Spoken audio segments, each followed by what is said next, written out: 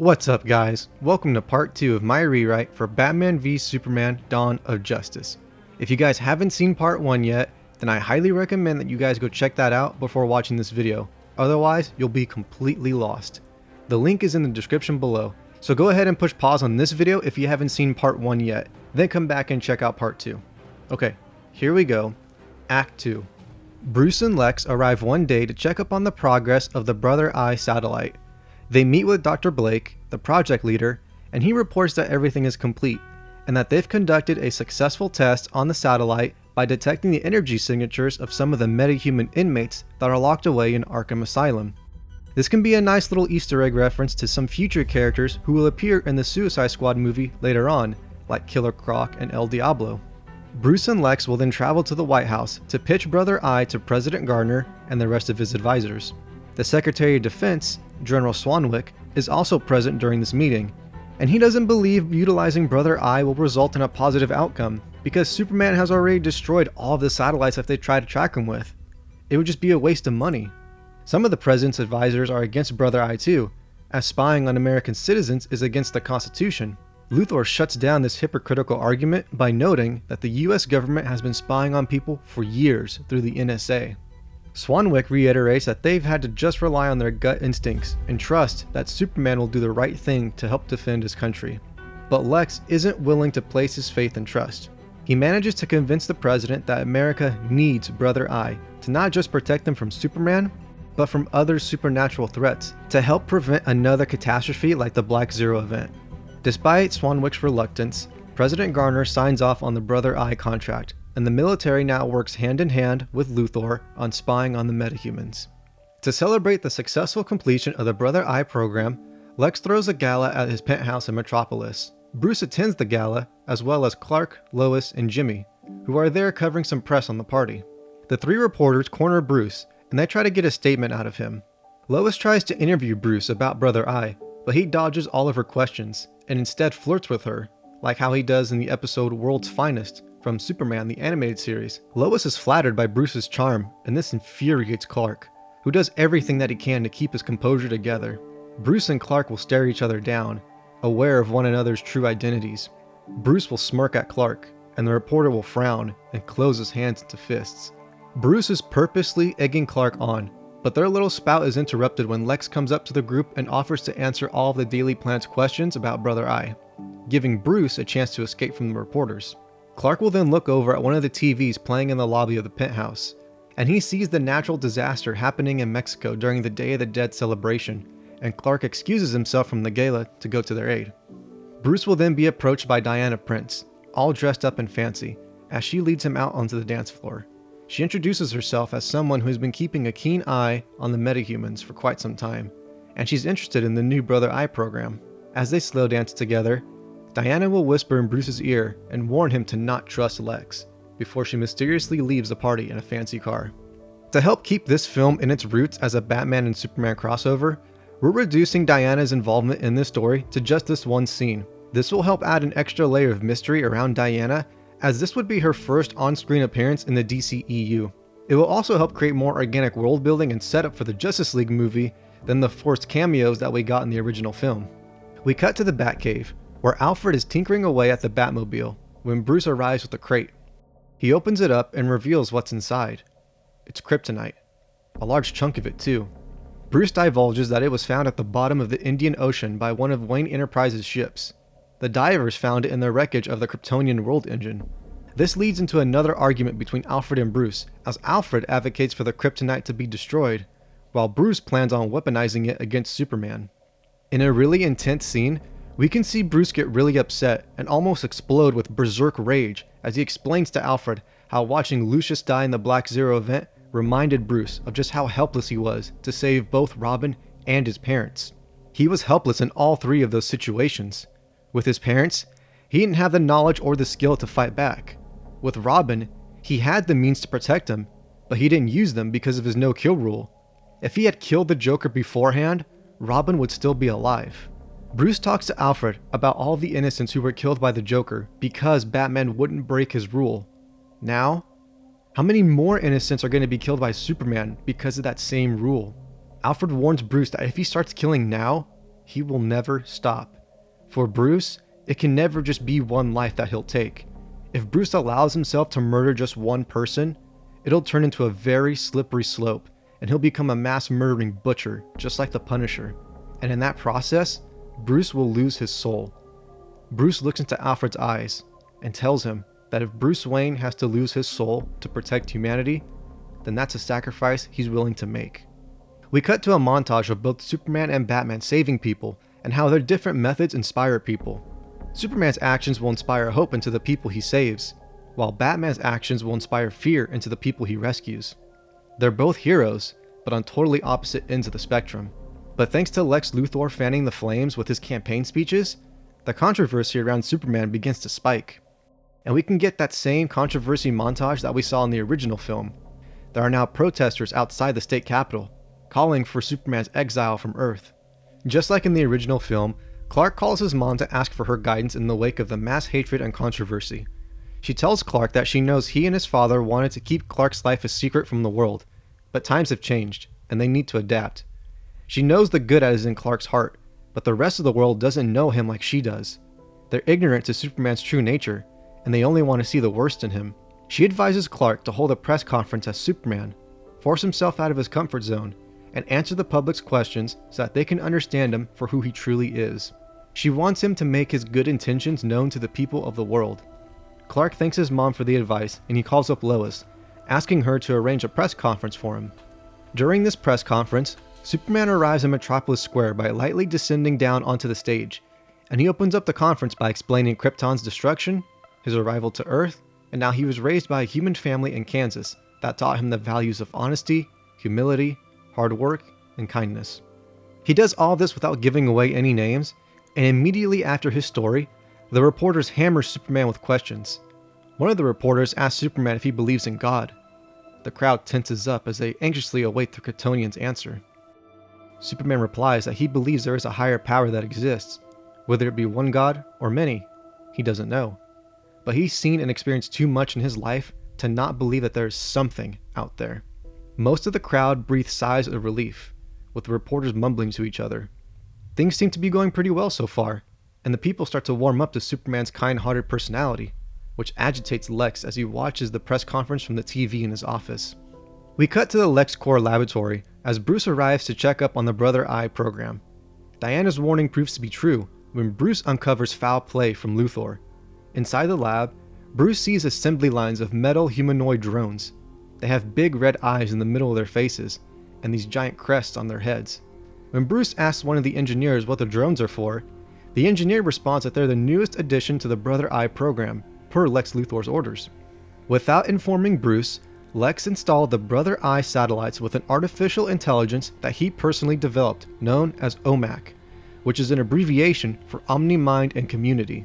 The drones are meant to be an extension of OMAC, and the only person that possesses the override protocols for OMAC and the drones is Lex.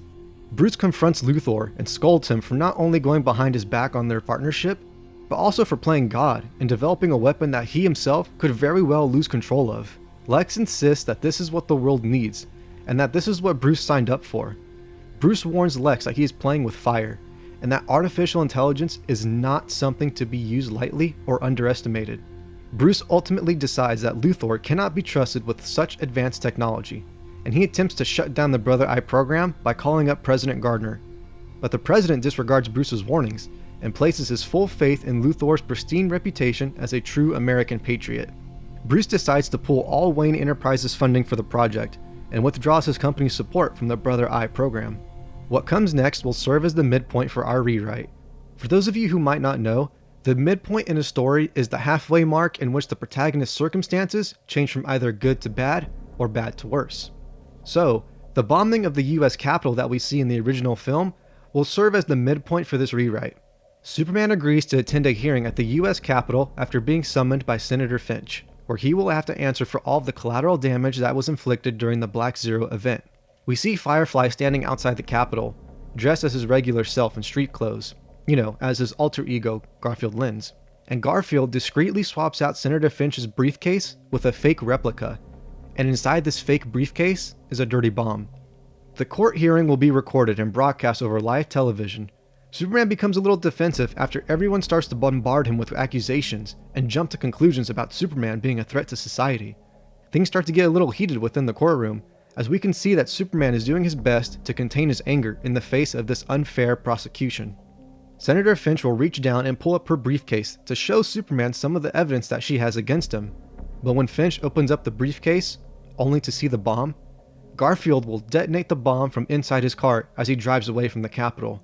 The US Capitol goes up in flames, framing Superman for the death of the entire court. And the rest of the scene will play out the same way that it does in the original film, except Superman will be way more upset at having watched innocents die all around him. As he somberly emerges from the fire and smoke, Superman will blink back tears as his eyes start to get misty. Superman sticks around to help the survivors, but becomes discouraged and he flies away, overwhelmed with survivors' guilt. Thanks to some bribing from Luthor, the media begins portraying Superman as the person responsible for the bombing by editing certain clips from the US Capitol trial out of context and completely leaving out the footage of Superman helping the survivors. They've successfully ruined Superman's reputation and turned the world against him. Luthor calls up Garfield and tells him that he did a job well done, before we cut to Bruce and Alfred's reactions of the bombing. We then cut to a montage of Bruce preparing to strike back at Superman. We see him training rigorously through an intense workout and also forging himself a mech suit complete with kryptonite weapons like kryptonite grenades, kryptonite batarangs, and a kryptonite spear. Now I know some of you are asking why would Batman choose to build such a primitive weapon like a spear when he has access to such highly advanced technology? Zack Snyder has actually answered that question and posted it in a tweet that the spear is meant to be a form of symbolism for when the Roman centurion speared the side of Jesus Christ after he had been crucified. So I think that's a really cool piece of symbolism, and that's why I want to keep the spear for this rewrite. Not to mention, in some of the comics and games, Lex Luthor uses a kryptonite spear when fighting Superman. So, this spear that Batman makes for this movie can actually be used later on by Lex in future films in the DCEU, so there's that too. Once Bruce is ready to face Superman and avenge the people who died in the bombing, he grimly stops by the cemetery and visits the graves of Lucius, Robin, and his parents. This is where we really get a chance to see the inner turmoil inside of Bruce. Bruce will kneel down and cry as he hugs his parents' tombstone and asks them for forgiveness, as he is about to break his promise that he made to them all those years ago. He's going to take a life. He is going to kill Superman in order to protect Earth. At Lois's apartment, Lois and Jimmy will be researching all of the evidence from the bombing as they desperately work on clearing Superman's name. Lois will go into the next room to grab some files when Batman silently emerges from the shadows behind her and he knocks her unconscious. Back in Kansas, Clark will be visiting his mom, seeking her wisdom and comfort again as he feels unsure of what he should do now that the world has framed him for the bombing on the Capitol. This is where Martha will tell him, "Be their hero, Clark.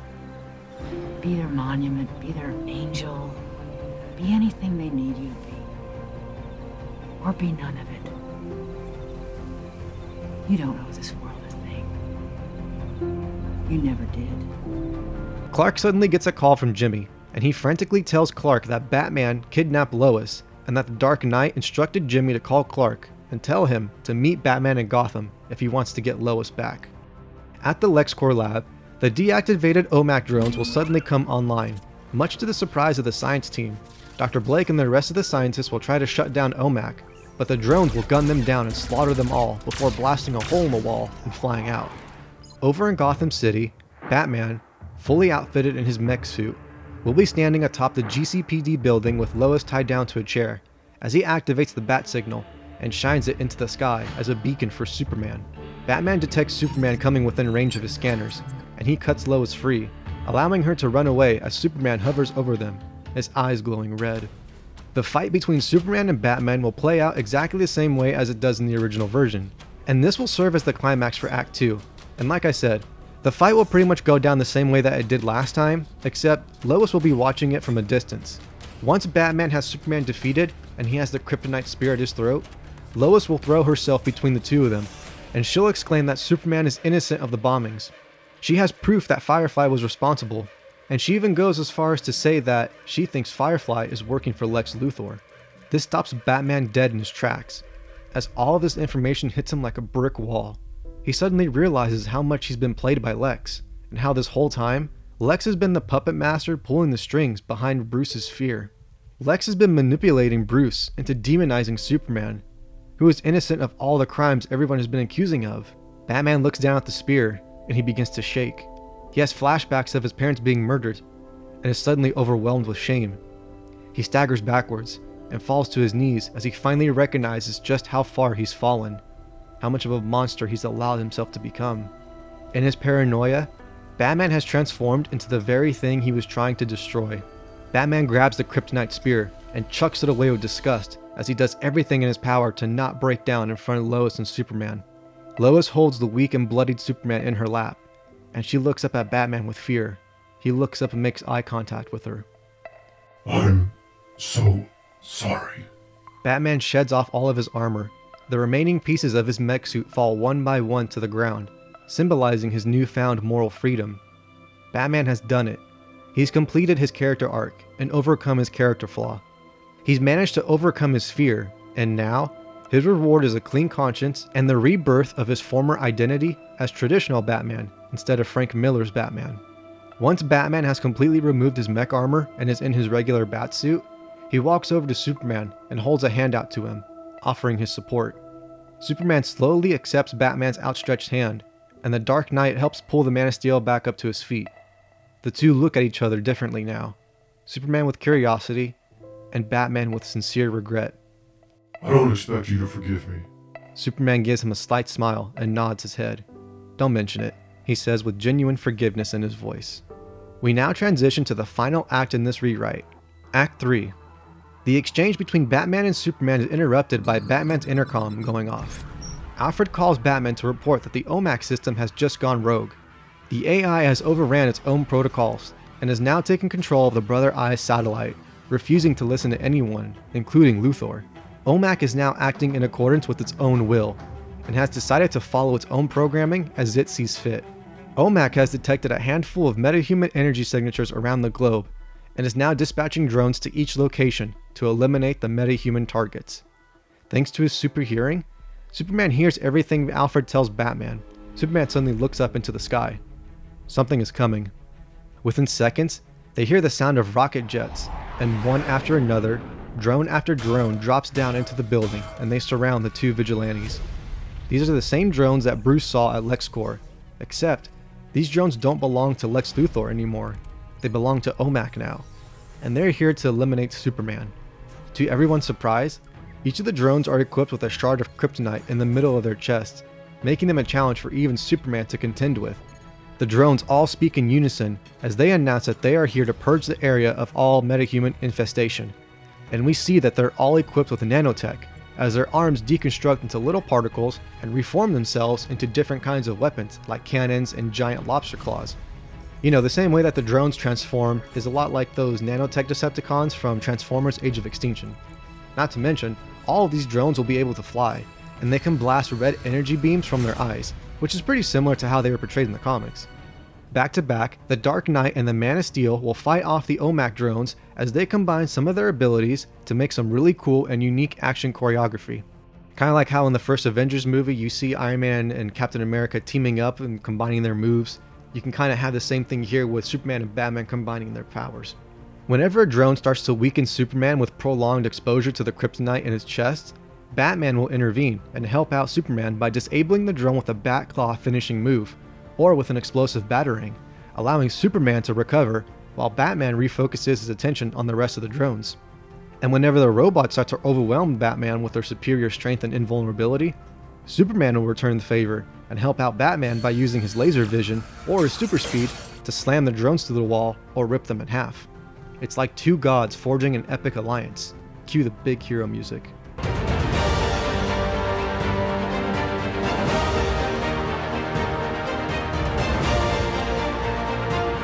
Once the coast is clear and all the hostiles have been destroyed, Batman will brief Superman on the location of the Brother Eye satellites. Superman volunteers to fly into space and destroy the satellite himself, but Batman points out that as an AI, OMAC can download itself onto other systems as a backup, so trashing the satellite will mean nothing if OMAC can just escape to another platform. They need to box OMAC in and keep it from transferring itself outside of the satellite so that they can eliminate it in a single blow. But in order to do that, Batman needs a computer strong enough to generate the kind of viruses needed to disable an AI. He tells Superman that the computer in his Batcave will work out fine, and he's about to summon the Batmobile when Superman abruptly says, "There's no time." Superman kisses Lois goodbye, grabs Batman, and says, "Just tell me where to go." What are you? Batman is cut off as Superman launches into the sky, carrying Batman beneath him with one arm as they soar through Gotham faster than any Batmobile ever could. Lois watches the two superheroes fly off, and she begins making her way to the nearest bus stop, but we see that she's being watched from a distance by Firefly, who radios Luthor. The bat didn't take the bait, and they're both still alive. That's why we have insurance. Take her. Batman guides Superman to the secret underwater entrance to the Batcave, and as soon as Superman drops him off, Batman stumbles as he stands back up on his own 2 feet. He frowns at Superman. We're never doing that again. Superman shrugs. It got us here faster, didn't it? Batman grumbles as he gets to work on the Batcomputer. Alfred enters the cave and is baffled to see Superman in person, referring to him as Master Kent, and shaking his hand with sincere respect as he offers their guests some refreshments. Batman uploads the viruses, successfully cutting off all routes of escape for OMAC.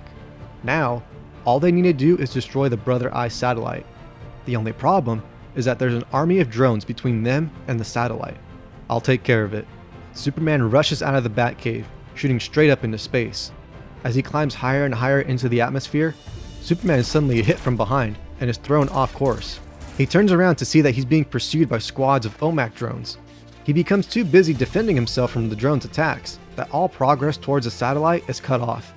More and more drones are flocking over to Superman, eager to bring him down. The Man of Steel fights them off, but the prolonged exposure to the kryptonite inside the drones wears down Superman again and again, and he begins to lose altitude as he becomes lightheaded and disoriented. The drones have the upper hand, and they're winning the fight, just as they're suddenly gunned down by a barrage of bullets. The Batwing soars past Superman, with Batman sitting in the cockpit. Bro! He shouts to Superman. The drones suddenly halt in place, immobilized by some unseen force. Batman and Superman stare at the drones in confusion. They suddenly hear Lex's voice being broadcast through the drones. Lex reveals that he has taken Lois hostage, and he threatens to execute her unless they surrender. Superman then asks, "Why do you hate me, Luthor?" And this is where Luthor will give that same speech from the original film, where he explains that because of his abusive father, Luthor believes that if God is all-powerful, then he is not all good. And if he is all good, then he can't be all-powerful. Superman is about to fly back down to Lois's rescue, but Batman stops him, and he stresses that the Batwing can't survive a trip into space. Superman has to be the one to destroy the satellite. Batman says that he'll take care of Lois, and he flies the Batwing down back to the surface. I promise you, Lois will not die tonight. With Alfred's help, Batman will track down Lois's position, and he'll rescue her the same way that he rescues Martha in the original film, where he takes out a whole room of thugs, but he doesn't kill anybody to do it. He'll ambush Firefly and sabotage his flamethrower, causing it to implode and catch Firefly on fire. Batman will then save Firefly and put the fire out, but he's still severely burned, and this is how Firefly can get his signature burn marks from the comics. So once Firefly is taken care of, Batman will walk up to Lois, and for the second time that night, he'll cut her bonds and free her. I guess this makes up for you kidnapping me like a creepy stalker. Batman just glares at her. He summons the Batmobile and tells Lois to get inside and stay there until the night is over. Batman has unfinished business to attend to. Lex calls up President Gardner and tells him that Brother Eye has been sabotaged by his employee Dr. Blake, and that OMAC has gone rogue. Lex proposes bombing the satellite immediately before any serious harm can be inflicted on the American people.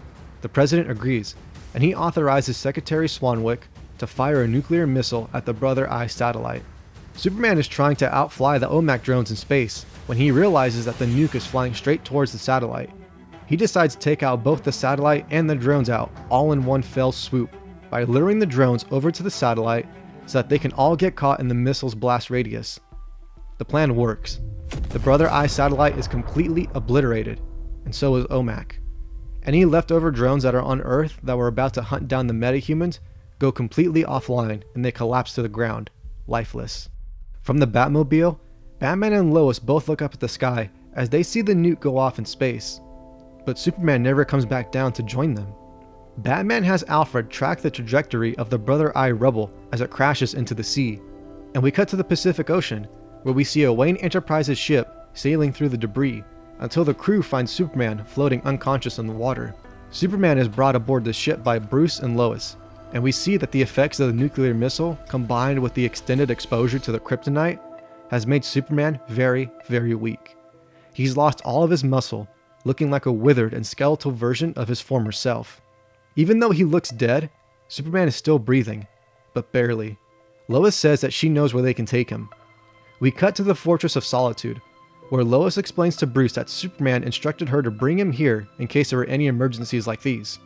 A Kryptonian sentry drone named Kelex approaches Lois, recognizing her from her previous visit to the fortress with Clark. With Kelex's help, Bruce and Lois place Superman inside the medbay, where Kelex reports that it will immediately begin administering medical treatment to Kal-El, but it warns them that a full physical and psychological recovery will take a very long time due to the severity of Kal-El's wounds. This scene will mark the end of our climax, and we now transition to the last part of Act 3, the resolution. We cut to another montage as people all around the world begin to realize that Superman has gone missing, and after satellite footage is leaked showing Superman fighting off the OMAC drones in space, everyone assumes that he died in the nuclear explosion. And thanks to the efforts of Lois and Jimmy, Superman's good name is cleared, and his reputation is restored. Firefly is revealed to be the true perpetrator behind the US Capitol bombing, and the media is exposed for false journalism against Superman. Now that everybody is back on track with liking the Man of Steel, the world mourns for Superman. Candlelight vigils are hosted, the military conducts a funeral, and a statue is built in Metropolis in honor of the Kryptonian. Between Martha and Lois, they're able to cover Clark's absence at the Daily Planet by telling Perry that Clark was visiting his mother in Kansas when he got hurt really badly during the OMAC incident, and that he's currently unresponsive at a hospital in his hometown. Lex's campaign becomes a success, and he is elected mayor of Metropolis. He is able to sweep the whole OMAC incident under the rug by blaming the drone malfunction on Dr. Blake, claiming that the man was a saboteur and a terrorist who was trying to commit hate crimes against metahumans. Luthor informs everybody that Dr. Blake committed suicide after sabotaging the OMAC drones, but he promises the people of Metropolis that he will be more careful of the people he surrounds himself with in the future. Bruce and Alfred watch all of this in silence, and Bruce will call one of the supervisors at Wayne Enterprises and instruct them to send donations to the families of those scientists who were killed by the OMAC drones, especially the family of Dr. Blake. Even though Bruce can't stop Lex legally, he can still do something for the people who are being hurt and are suffering from Lex's actions. Bruce tells Alfred that it's safer for Superman if the world thinks he's dead. That way, he can recover in peace. But Alfred points out that Superman's absence might invite greater evils to surface, and with the loss of their champion, the people of Earth will become disheartened and they'll lose hope. Bruce looks at his butler and says that he needs to pay a visit to an old friend. So the final scene that we have with Lex Luthor in the original film is him being thrown into prison by Batman, but what I want to do is recontextualize that scene by having Batman infiltrate Luthor's penthouse at night to retrieve the partial data that Brother Eye collected on the metahumans before OMAC was disabled. While Luthor is relaxing in his luxurious bathtub, sipping away at a glass of bourbon, the lights suddenly flicker and go out. Luthor looks around, concerned, and the audience can see Batman's silhouette in the background.